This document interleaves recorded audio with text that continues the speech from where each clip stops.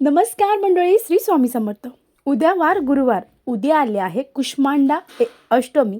यासोबत उद्या आवळा अष्टमी आहे. याच आवळा अष्टमीला अक्षय अष्टमी असं देखील म्हणतात. या अष्टमीला विशेष महत्त्व आहे.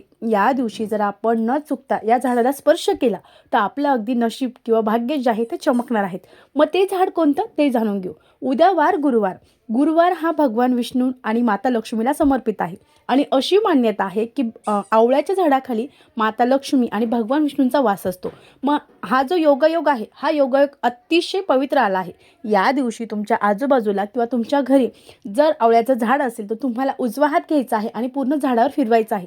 आपल्या आयुष्यात काही दुःख असेल, कष्ट असेल, नोकरीच्या काही समस्या असतील, विवाहाच्या अडचणी असतील, संतती प्राप्तीच्या अडचणी असतील, सर्व अडचणी तुमच्या दूर होणार आहे. अतिशय साधा पण अतिशय प्रभावी उपाय आहे.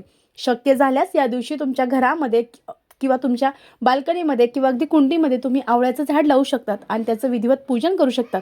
असं केल्याने आपल्यावर माता लक्ष्मी आणि भगवान विष्णूंचा अखंड वरदहस्त राहत असतो. श्री स्वामी समर्थ. धन्यवाद.